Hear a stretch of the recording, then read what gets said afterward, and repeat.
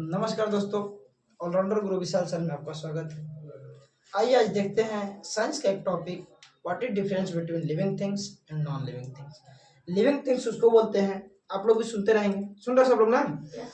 तो living things उसको बोलते हैं वैसा थिंग्स जो मूव कर सके, ग्रो कर सके, रिप्रोडक्शन कर सके, यानी रिप्रोड्यूस कर सके।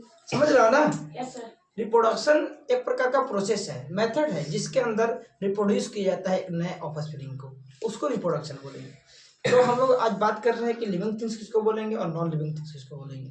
तो लिविंग थिंग्स वो जो मूव कर सके, ग्रो कर सके, चल फिर सके, मूव कर सके, खाना खा सके यानी कुछ खा सके, और साथ ही साथ रिप्रोड्यूस कर सके, उस प्रकार के जीव को, उस प्रकार के ऑर्गेनिज्म को, उस प्रकार के वस्तु को कहेंगे कि लिविंग थिंग्स की वस्तु है। ठीक है, जैसे एग्जाम्पल में प्लांट, एनिमल, ह्यूमन बीइंग और इंसेक्ट्स, मेनी प्रकार के ऐसे जीव आएंगे लिविंग थिंग्स के अंतर्गत। फिर उसके बाद हम लोग देखेंगे नॉन लिविंग थिंग्स, यानी नॉन लिविंग थिंग्स जिसको हिंदी में कहते हैं निर्जीव वस्तु। क्या कहते हैं?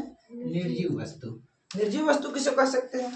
सजीव वो जो मूव कर सकता है, रिप्रोड्यूस कर सकता है, ईट कर सकता है, मतलब खा सकता है, चल सकता है, रिप्रोड्यूस कर सकता है, इसको लिविंग थिंग्स बोल रहा था। लेकिन ये सभी प्रक्रिया, रिप्रोड्यूस करना, ग्रो करना, ईट करना या फिर मूव करना यानी एक जगह से दूसरी जगह चलना, प्रिंस बाबू इधर सुनेंगे, वो सभी वस्तु जो मूव कर सके, खा सके, चल सके, रिस्पायरेशन कर सके, रिप्रोड्यूस कर सके, वे सभी प्रकार के जीव क्या हैं? लिविंग ऑर्गेनिज्म है। क्या है? लिविंग थिंग्स हैं। लेकिन वो वस्तु, वैसे थिंग्स जो ना तो घूम सके, ना चल सके, ना दौड़ सके, ना बोल सके, और साथ ही साथ रिप्रोडक्शन भी ना कर सके, रिप्रोड्यूस भी ना करे, रिस्पायरेशन भी ना करे, उस प्रकार के वस्तु को नॉन लिविंग थिंग्स यानी निर्जीव वस्तु कहते हैं। समझ में आ रहा है ना? निर्जीव वस्तु के एग्जाम्पल क्या क्या हो सकते हैं?